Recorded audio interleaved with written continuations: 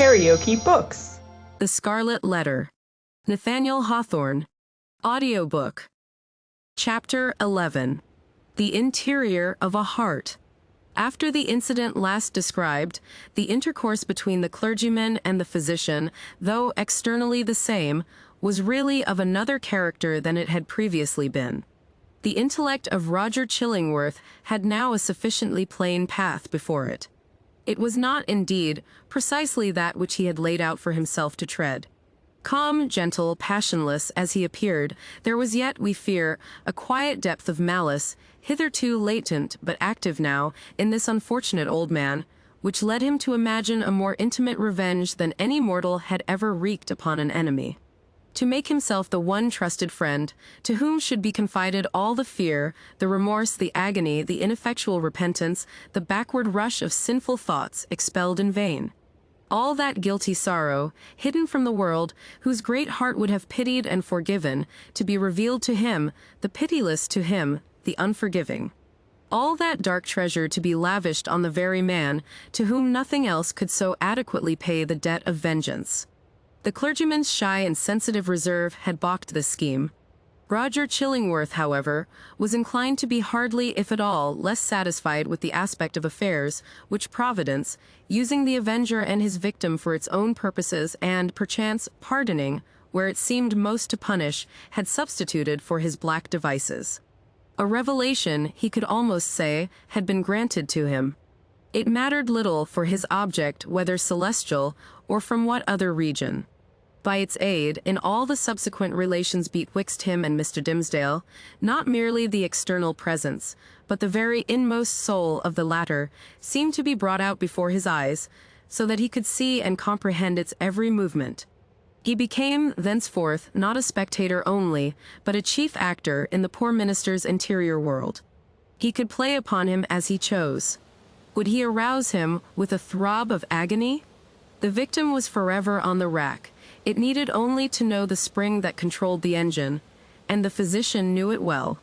Would he startle him with sudden fear? As at the waving of a magician's wand, uprose a grisly phantom, uprose 1,000 phantoms in many shapes of death or more awful shame, all flocking round about the clergyman and pointing with their fingers at his breast.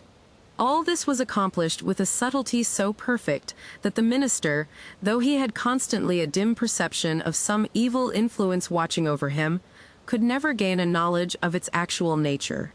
True, he looked doubtfully, fearfully, even at times with horror and the bitterness of hatred, at the deformed figure of the old physician.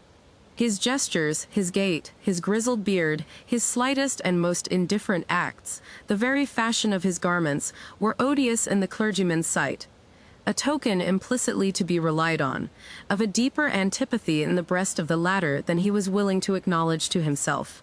For, as it was impossible to assign a reason for such distrust and abhorrence, so Mr. Dimmesdale, conscious that the poison of one morbid spot was infecting his heart's entire substance, attributed all his presentiments to no other cause. He took himself to task for his bad sympathies in reference to Roger Chillingworth, disregarded the lesson that he should have drawn from them, and did his best to root them out. Unable to accomplish this, he nevertheless, as a matter of principle, continued his habits of social familiarity with the old man, and thus gave him constant opportunities for perfecting the purpose to which, poor, forlorn creature that he was, and more wretched than his victim, the avenger had devoted himself. While thus suffering under bodily disease, and gnawed and tortured by some black trouble of the soul, and given over to the machinations of his deadliest enemy, the Reverend Mr. Dimmesdale had achieved a brilliant popularity in his sacred office. He won it, indeed, in great part by his sorrows. His intellectual gifts, his moral perceptions, his power of experiencing and communicating emotion, were kept in a state of preternatural activity by the prick and anguish of his daily life. His fame, though still on its upward slope, already overshadowed the soberer reputations of his fellow clergymen, eminent as several of them were. There were scholars among them who had spent more years in acquiring abstruse lore, connected with the divine profession, than Mr. Dimmesdale had lived, and who might well, therefore, be more profoundly versed in such solid and valuable attainments than their youthful brother.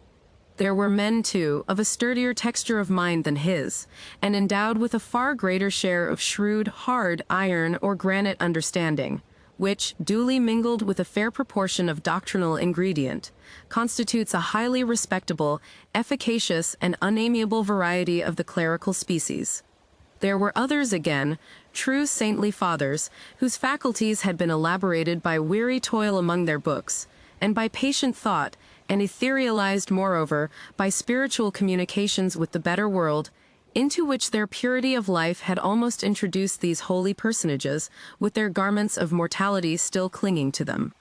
All that they lacked was the gift that descended upon the chosen disciples at Pentecost, in tongues of flame, symbolizing, it would seem, not the power of speech in foreign and unknown languages, but that of addressing the whole human brotherhood in the heart's native language.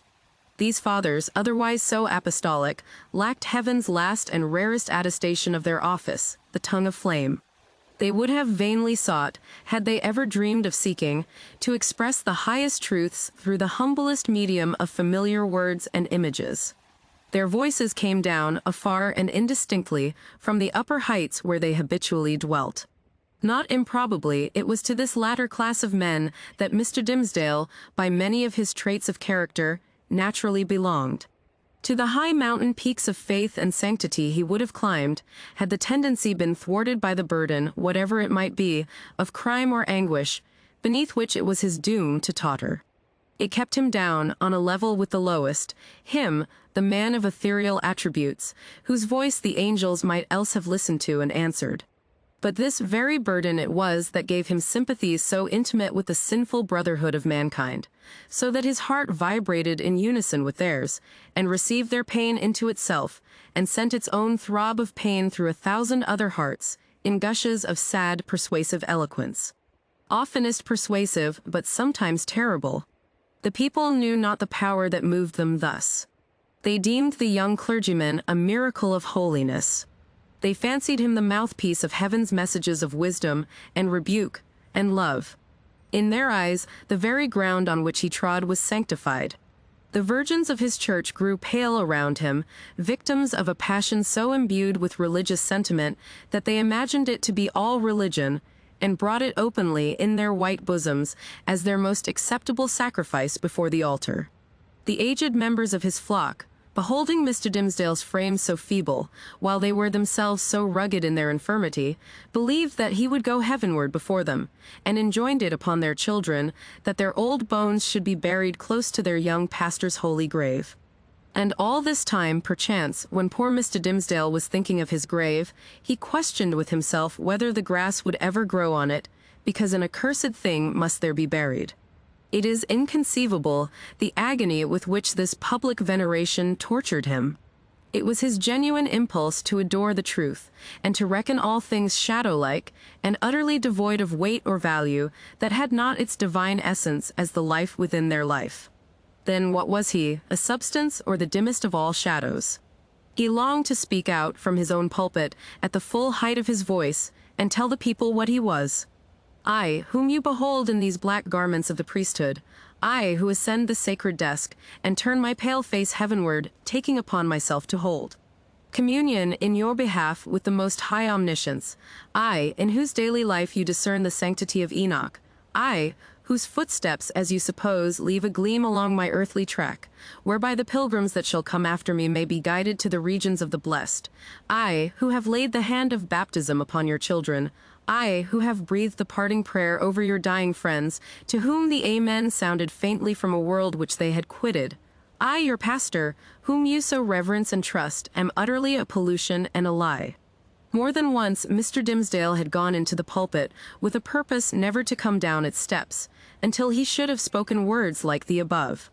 More than once he had cleared his throat and drawn in the long, deep, and tremulous breath, which, when sent forth again, would come burdened with the black secret of his soul. More than once, nay, more than 100 times, he had actually spoken. Spoken. But how? He had told his hearers that he was altogether vile, a viler companion of the vilest, the worst of sinners, an abomination, a thing of unimaginable iniquity. and that the only wonder was that they did not see his wretched body shriveled up before their eyes by the burning wrath of the Almighty. Could there be plainer speech than this? Would not the people start up in their seats by a simultaneous impulse, and tear him down out of the pulpit which he defiled? Not so, indeed. They heard it all, and did but reverence him the more. They little guessed what deadly purport lurked in those self-condemning words. "The godly youth," said they among themselves, "the saint on earth. Alas, if he discerns such sinfulness in his own white soul, what horrid spectacle would he behold in thine or mine?" The minister well knew, subtle, but remorseful hypocrite that he was, the light in which his vague confession would be viewed. He had striven to put a cheat upon himself by making the avowal of a guilty conscience, but had gained only one other sin, and a self-acknowledged shame, without the momentary relief of being self-deceived. He had spoken the very truth, and transformed it into the veriest falsehood. And yet, by the constitution of his nature, he loved the truth and loathed the lie, as few men ever did. Therefore, above all things else, he loathed his miserable self. His inward trouble drove him to practices more in accordance with the old, corrupted faith of Rome than with the better light of the church in which he had been born and bred. In Mr. Dimsdale's secret closet, under lock and key, there was a bloody scourge. Oftentimes, this Protestant and Puritan divine had plied it on his own shoulders, laughing bitterly at himself the while, and smiting so much the more pitilessly because of that bitter laugh. It was his custom, too, as it has been that of many other pious Puritans, to fast, not, however, like them, in order to purify the body and render it the fitter medium of celestial illumination, but rigorously, and until his knees trembled beneath him, as an act of penance. He kept vigils, likewise, night after night, sometimes in utter darkness, sometimes with a glimmering lamp, and sometimes viewing his own face in a looking-glass by the most powerful light which he could throw upon it. He thus typified the constant introspection wherewith he tortured, but could not purify, himself. In these lengthened vigils his brain often reeled, and visions seemed to flit before him, perhaps seen doubtfully and by a faint light of their own in the remote dimness of the chamber, or more vividly and close beside him within the looking-glass. Now it was a herd of diabolic shapes that grinned and mocked at the pale minister and beckoned him away with them. Now a group of shining angels who flew upward heavily as sorrow-laden, but grew more ethereal as they rose. Now came the dead friends of his youth, and his white-bearded father with a saint-like frown, and his mother turning her face away as she passed by.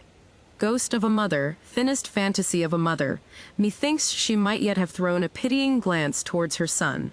And now, through the chamber which these spectral thoughts had made so ghastly, glided Hester Prynne, leading along little Pearl in her scarlet garb, and pointing her forefinger first at the scarlet letter on her bosom, and then at the clergyman's own breast. None of these visions ever quite deluded him. At any moment, by an effort of his will, he could discern substances through their misty lack of substance, and convince himself that they were not solid in their nature, like yonder table of carved oak, or that big, square, leathern-bound and brazen-clasped volume of divinity. But for all that, they were, in one sense, the truest and most substantial things which the poor minister now dealt with. It is the unspeakable misery of a life so false as his, that it steals the pith and substance out of whatever realities there are around us, and which were meant by heaven to be the spirit's joy and nutriment. To the untrue man, the whole universe is false, it is impalpable, it shrinks to nothing within his grasp. And he himself, in so far as he shows himself in a false light, becomes a shadow, or indeed ceases to exist. The only truth that continued to give Mr. Dimsdale a real existence on this earth was the anguish in his inmost soul, and the undissembled expression of it in his aspect. Had he once found power to smile and wear a face of gaiety, there would have been no such man. On one of those ugly nights, which we have faintly hinted at, but forborne to picture forth, the minister started from his chair. A new thought had struck him. There might be a moment's peace in it. Attiring himself with as much care as if it had been for public worship, and precisely in the same manner, he stole softly down the staircase, undid the door, and issued forth. If you liked what you heard, please subscribe to the channel.